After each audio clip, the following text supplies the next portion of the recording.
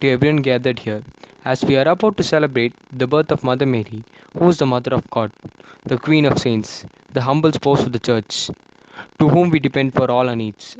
Her birth constitutes the hope and the light of salvation for this entire world. So, as a part of it, today we, the students of Grade 10, are going to perform various programs to ignite the light of glory. Once again, I welcome you all.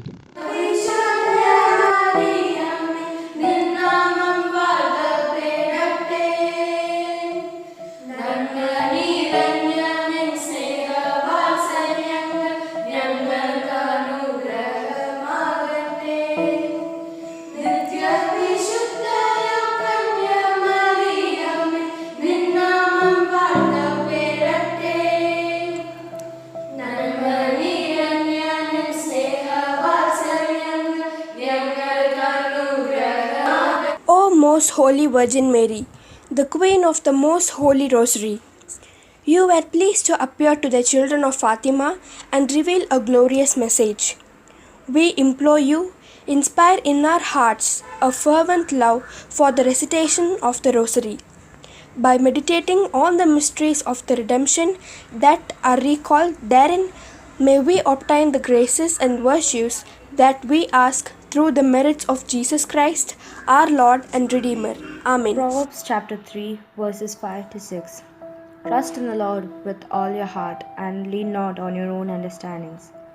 All your ways submit to Him, and He will make your path straight. My name is S. Harni and I'm from Great. I'm here to say a short speech about Mother Mary. According to tradition, Mary's parents were barren until God answered their prayers. According to the unknown author, a man named Joachim was saddened at not being able to conceive a child with his wife Annie. It's recorded Joachim was exceedingly grieved and did not come into the presence of his wife. But he retired to the desert and there pitched his tent and fasted 40 days and 40 nights, saying himself, I will not go down either for food or for drink, until the Lord my God shall look upon me, and prayer shall be my food and drink. Similarly, Annie mourned in 2 mornings and lamented in 2 lamentations, saying, I shall bewail my widowhood, I shall bewail my childlessness. Then Annie saw a laurel and sat under it, and prayed to the Lord, saying, O God of our fathers, bless me and hear my prayer. As you blessed the womb of Sarah and gave her a son Isaac. In the midst of her prayers, an angel appeared and said, The Lord has heard your prayer, and you shall conceive and shall bring forth, and your seed shall be spoken of in all the world. At the same time, an angel appeared to Joachim, saying, The Lord God has heard your prayer. Go down hence, for behold your wife, Annie shall conceive. The two conceived a child shortly thereafter, and then, according to the story. Her months were fulfilled, and in the 9th month Annie brought forth, and she said to the midwife, What have I brought forth? And she said, A girl. And said Annie, My soul has been magnified this day. And she laid her down, and the days having been fulfilled, Annie was purified, and gave the breast to the child, and called her name Mary. The account echoes many of the stories in the Old Testament, where couples were barren until they cried out to God. Angels are often the bearers of good news to them, proclaiming that they will bear a child. Yet, in this case, instead of a boy, the announcement is a girl who shall be spoken of in all of the world. While the story is not known to be a factual account, the Church does refer to the parents of the Virgin Mary. Whatever happened, it could have been fitting for her birth to be miraculous.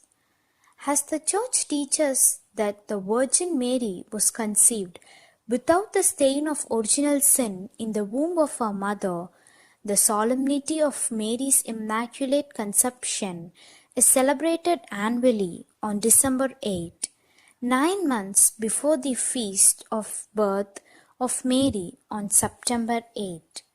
Thank you. No one will be the servant of son without serving the mother. So we are the grade 10 students are going to do a short presentation on Mother Mary. So, Mother Mary was a Jewish girl who lived in the city of Nazareth. She was engaged to be married to a man named Joseph. Mary didn't know it yet, but God had chosen her from among all the Jewish maidens to fulfill a very special purpose for him. God sent an angel to her with the message. The angel Gabriel said to her, "Greetings, O favored one, the Lord is with you." Mary was afraid, but the angel explained to her that she was going to have a son and his name was to be Jesus. Mary's baby was not to be born in the manner that other babies on the earth had been born. He would have an earthly mother, Mary, but he would be the Father by the Holy Spirit of God. He would be the Son of God. He would be a king and establish a kingdom which would never end. Then Mary asked, "How can this be since I do not know a man?" Then the angel replied, "The Holy Spirit will come upon you, and the power of the highest will overshadow you.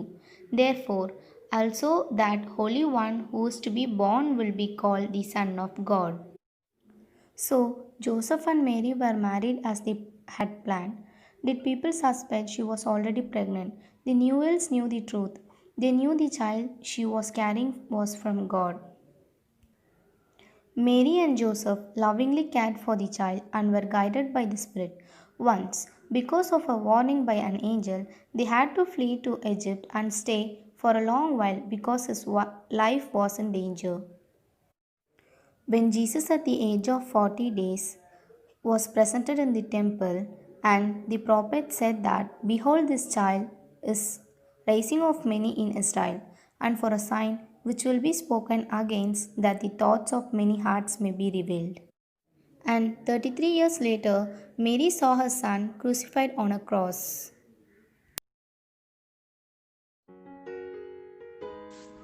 Good evening to all. I am Kisle of grade 10 here to say a small speech on feast day.